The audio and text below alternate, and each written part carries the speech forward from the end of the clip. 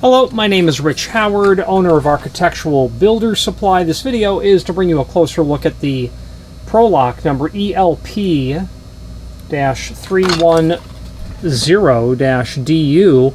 This is a outswinging latch guard or latch protector for a narrow style type of application. What particular application it's required is that it's intended for is a little bit loose, I suppose. Let's take a look at the dimensional properties of the item, then we're going to go over where you would end up using this. So first of all, this is going to be made of steel. Okay. Dimensional properties, they have this at 12 inch. My tape measure tells me that it's 12 inch. They have it at 2 3/8.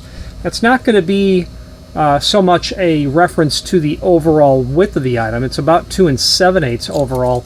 Generally, 2 3/8 is going to more apply to what you're dealing with when it comes to, maybe a door portion, but I'm just not seeing necessarily where they're coming up with 2 3/8 when they call this 2 3/8.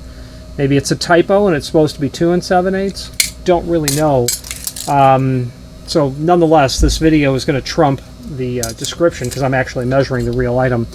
One end to the center line of the hole is 6 inch. You can see that you have a couple of punched preparations here. A square prep like that's going to certainly be for a carriage bolt. Those carriage bolts are included and they have acorn nuts on the end of that. Another thing to tell you, two more things to tell you, well, three more things. First of all, the diameter of the hole. This is going to be intended for an 1 1/4, 1 5/32 diameter mortise cylinder. The diameter of the prep is 1.427, so basically 1 7/16. That's one. Number two, the thickness of the item itself is 0.103. Then the last thing to tell you is what the offset is. So I'm going to put this down on my desktop. It'll be a little bit easier for me to measure here.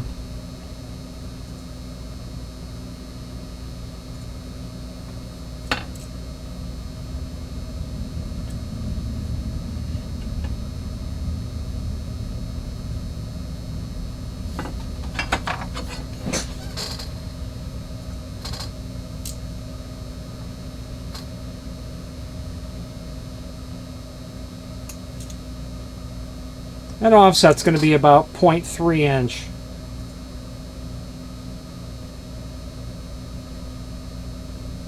Maybe 0.277. So from the inside face of the latch guard to the inside face of the offset is 0.277. Let's talk about exactly where you're going to use this. Let's do that right now. If you are enjoying this video, please click thumbs up or like, and also please consider subscribing to our channel. Let's move on to the rest of the video. So the ELP-310-DU, that's going to be very commonly used in aluminum storefront is where you're going to see this. The fact that it's 12 inch overall height, that's really good. And the reason that I would think that that would be a good idea is because, well, first of all, this is not handed. Okay? Now that actually matters. Because if this is an aluminum storefront, a latch, a deadbolt, short deadbolt, standard deadbolt, a hook bolt, the center line of the latch and the center line of the bolt are two very different center lines. So my thumb might be the center line of the bolt, and my index finger is the center line of the cylinder.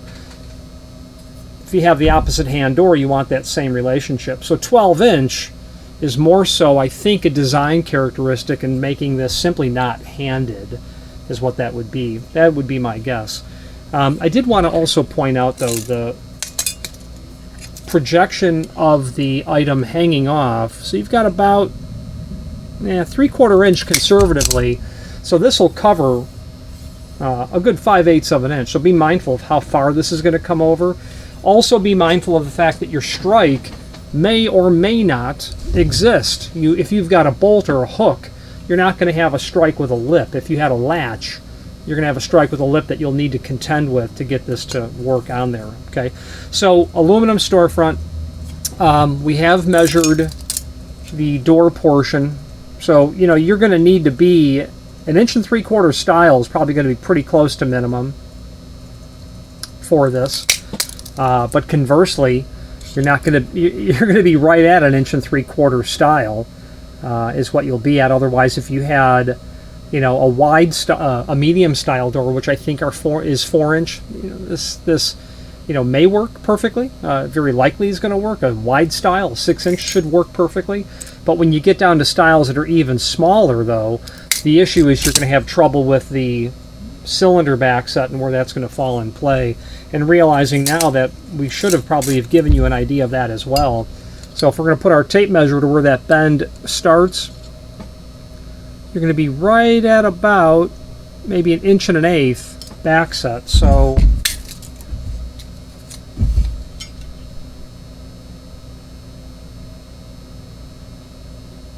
you know, if I've got 1 1/8" back set on my mortise cylinder, that should work. 31/32, I would think that's going to work as well, because the backside of the hole comes a little bit closer in where it's already started to take off. And if you've got, you know, 1/8 of an inch gap between the edge of the door and the strike jamb, you're going to be in good shape.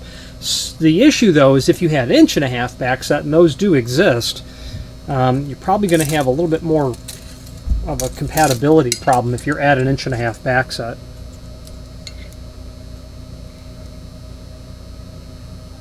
You know, you'll be okay, but you're not going to have a lot of coverage.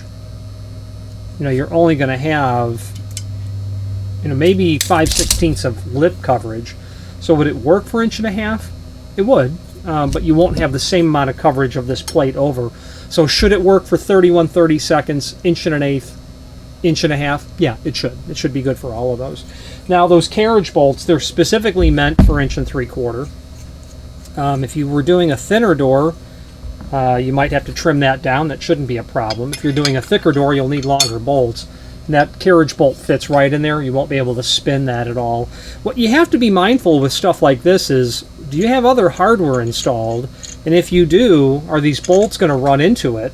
Meaning, that would be the other reason that they make this 12-inch long, is because where these bolts are going to go through the door, they're going to be, obviously, the intent would be to miss the lock body in the edge of the door. Okay, that would be an additional consideration as to why it was designed like this. You get into shorter stuff, it'll become handed. You'll be able to use 1 through bolt. You'd probably have to use a riv nut, or not a riv nut, but a pop rivet. There's basically a rivet that you can drive into that flays out the ends to capture it at the bottom. You know, and at the end of the day, latch protectors are a great way to augment the security on an opening.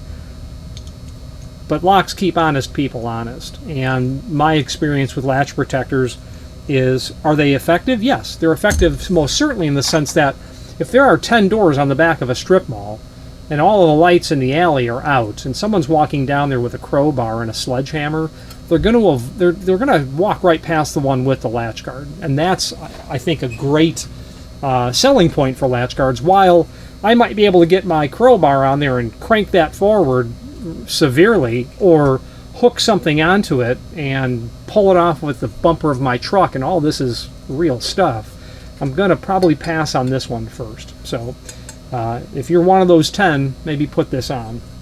Maybe not this one on the back of your steel door, but it may work, depending on what lock you have on there. But you're probably going to look for something a little bit different. This is in the DU finish. That's dark bronze, powder coated. It's awfully dark. It's not, you know, I only know that it's dark bronze because I can compare it to something that I know to be black. Okay, my mouse pad. It's also available in aluminum. That would be a sprayed finish. Let's switch to the screen view and let's take a closer look at all the supporting information. If you've not hit subscribe yet, we would very much appreciate if you did, and hopefully you're enjoying this video. Now, let's get back to it. Okay, here's the item that we are looking at. And let's take a look at the Okay, so that's what it looks like from the manufacturer's catalog. Latch protector, narrow style door, designed for out-opening narrow style doors, meaning outswing. Dimensions, still not sure what 2 3/8 refers to. There is no technical drawing. And I think what their problem is this. This is 1 3/4 inches. It was,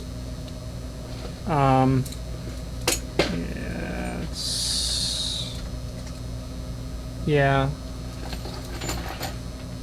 there's something's not, it depends on where they're measuring the 3/4 from, but this is not 5/8. It's closer to 1 inch. If I take this to be absolute, this is 1 inch, and that's where the difference is. Better design, as far as I'm concerned, because you can handle those different back sets. If this was shorter, and you had an 1.5 inch back set, which does exist, this wouldn't work. So installation instructions are here. We'll take a look at that in a moment. Let's look first at our images that we have here. There it is in its packaging. Out of the packaging.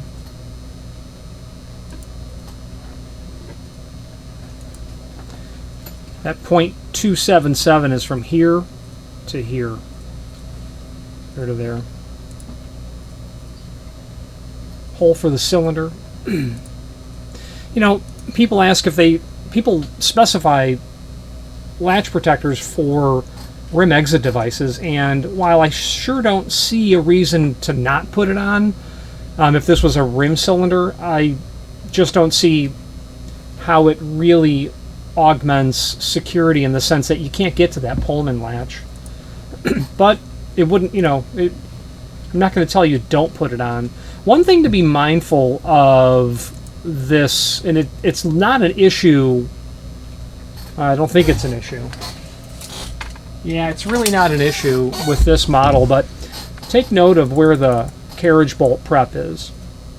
Now that's got a certain dimension from wherever you're going to line it up on the door to here, but one thing you have to be careful of is when you have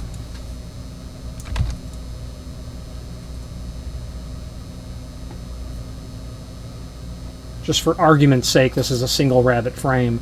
When you've got your door installed and you've got your cylinder here, right? And you're going to put your latch protector over the opening like this. So where those carriage bolts sit here,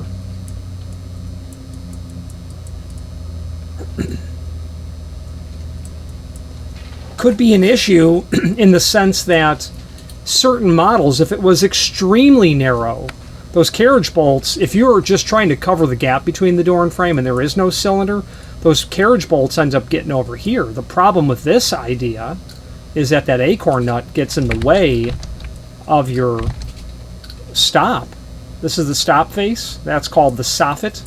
That carriage bolt, the acorn nut of the carriage bolt or whatever is there, gets in the way here. So you have to be mindful of that your bolts aren't going to hit any stop area or also any hardware that may be there. Just pro tip, I suppose. Okay, just another view showing the offset, I suppose. Your bolts. The installation instructions. That's on the back of the packaging. Let's look at those now. Yeah, so 1 and 2. Close the door and place the latch protector in place with the lock cylinder centered in the hole, centered in the cylinder guard hole.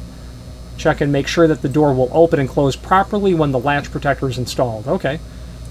Mark the 2 mounting holes, drill a 5/16 hole through both sides of the door, install with provided bolts, washers, and nuts. There are no washers with this, although they show them, but they also don't show an acorn nut.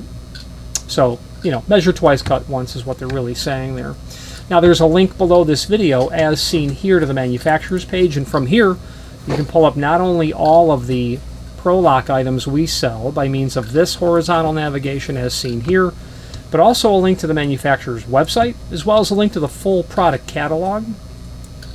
Now the full product catalog from Pro-Lok is going to feature not latch protectors. The name Pro-Lok to a lot of people, especially locksmiths, is more synonymous with locksmithing hardware. and they're extremely world-renowned blue punch. That's literally what it is. It's called a blue punch. Every lock shop is going to have a blue punch or something that's going to do the work of a blue punch. And they make blue punches for different key systems, obviously. If you're cutting small format, you'll need a blue punch for small format. And if you're cutting quickset, you'll need one for that. And what they get into here is you'll see the blue punch key machine keyway specifics. So the BP201 SC, probably the most common there is. We'll cut all of these, but not everything. I just tried to cut a C, an Everest C, and it was a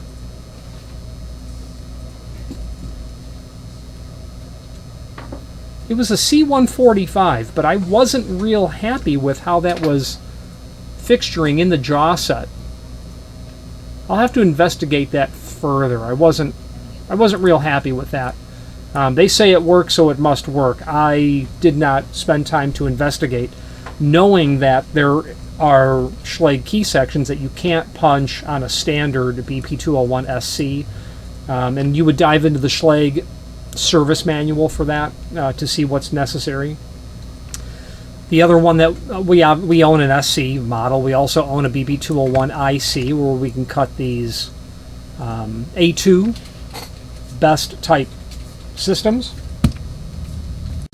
So lots of key machine locksmith related items here. Lock installation kits, lots of lock installation accessories, bits and whatnot, on and on. I'll leave you to discover that at your leisure. But we're here for latch protectors, and that's in their entry armor catalog. And we can just do a find function for ELP-310. We'll find the page that it's listed on, along with all of the similar related sister products to it as well. Security hardware, latch protectors, strikes, wraparound plates, etc. It's all here.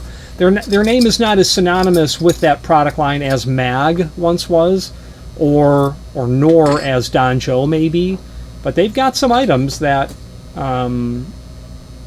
if you're in the locksmithing industry, and I would think maybe more so on the West Coast, because Pro-Lok is in California and Donjo is on the East Coast, you might see a deeper market penetration geographically.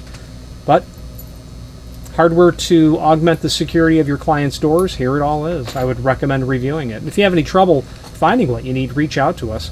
Now, because this is an outswing, I do want to point out you've got an outswing here. This would be more for that steel door application. Okay. However, I can put a crowbar in here and spread that, and that's one very common way that people get in. And they get in without it being obvious how someone got in. They force a wedge between the door and the latch simply is no longer engaged in the strike.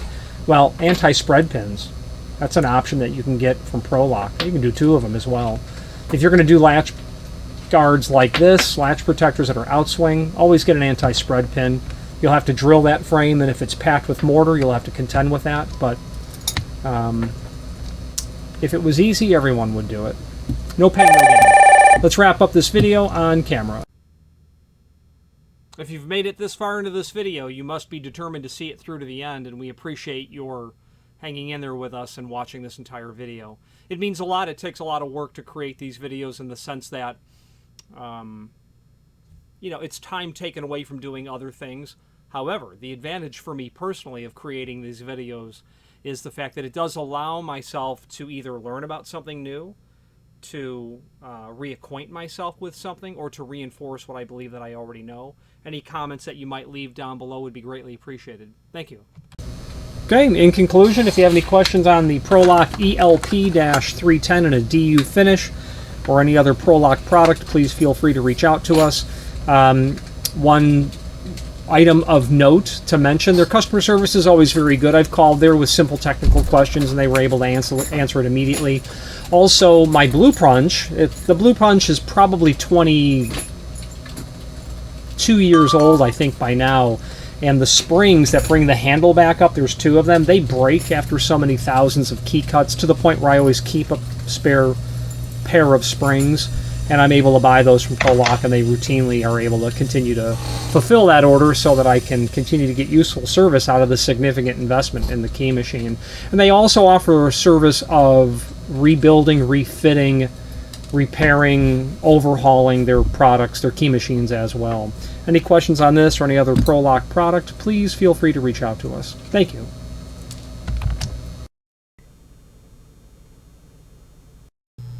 Again, thank you for watching, and if you've enjoyed this video, please click thumbs up, please subscribe, and maybe even send the video to someone that you know. Thank you.